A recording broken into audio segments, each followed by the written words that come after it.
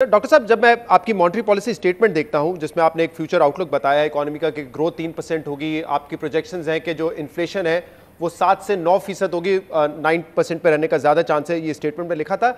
लेकिन कुछ लोगों की राय इससे मुख्तलिफ भी है। And to quote former finance minister Shaukat Tarin साहब, जो कि इकोनॉमिक एडवाइजरी काउंसिल के मेंबर भी हैं, उन्होंने रिसेंटली जियो पे एक इंटरव्यू दिया। उन्होंने कहा कि मईशत की कोई सिमत नहीं नजर आ रही है और इस वक्त दोबारा जब हम IMF प्लान में जा रहे हैं तो उनकी शराइत इतनी सख्त है कि कारोबार के लिए और अवाम मुश्किलात होंगी तो हमें रीनिगोशिएट करना चाहिए। तो आप इस बात से इत्तेफाक करते हैं कि कोई सिमत इस वक्त नहीं नजर आ रही है और दोबारा रीनिगोशिएट करने की जरूरत है ताकि अवाम पर और कारोबार पर मनफी असरात ना आए?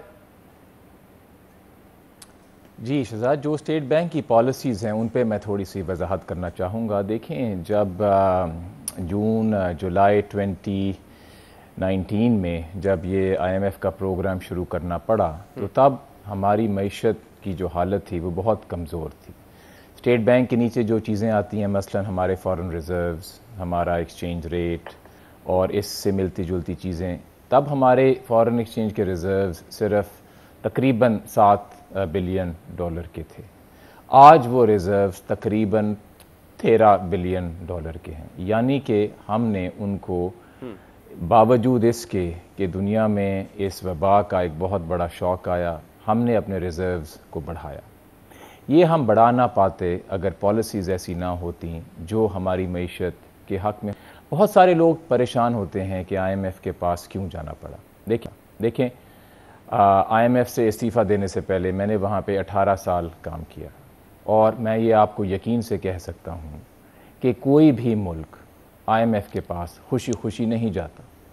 मुल्क सिर्फ तभी आते हैं IMF के पास जब मजबूरी होती है। IMF के प्रोग्राम में इसलिए जाना पड़ा कि इससे पहले जो तजारती खसारा $19 बिलियन का विरसे में मिला उसको कम तो करना था, और आज अल्लाह का करम है कि वही खसारा तकरीबन 800 मिलियन का सरप्लस बना हुआ है। तो इससे हमें ये कॉन्फिडेंस आना चाहिए कि अब IMF के साथ हमारा दोबारा सिलसिला शुरू हुआ है।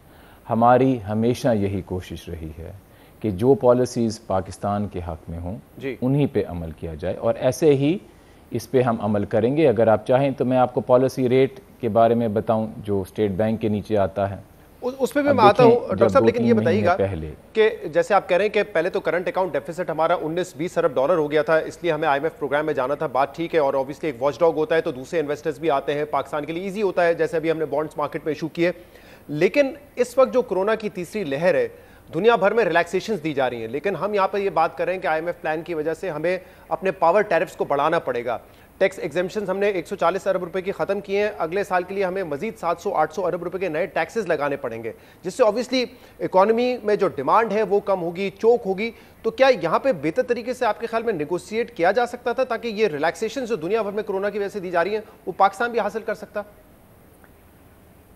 देखिए, मैं आपको मिसाल देता हूँ कि क्या अच्छी नेगोशिएशंस हुई हैं, और आगे आपके नाजरीन को यकीन भी दिलाना चाहता हूँ कि और भी अच्छी नेगोशिएशंस होंगी।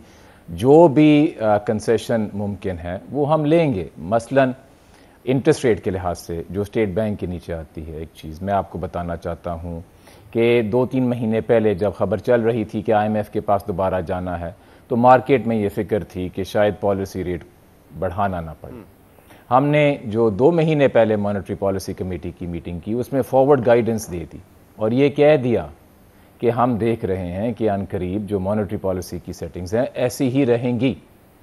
लोगों को फिक्र थी कि दोबारा पॉलिसी रेट ना बढ़ाना पड़े जिस तरह पहले बढ़ाया गया, तो हमने क्या दिया, अब दोबारा जब मॉनेटरी पॉलिसी कमेटी की मीटिंग हुई तो हमने पॉलिसी रेट को बरकरार रखा। अब ये पॉलिसी जो महंगाई है उसके रेट से भी कम है, यानी कि मॉनेटरी पॉलिसी से अभी मईशत को बड़ा सपोर्ट है।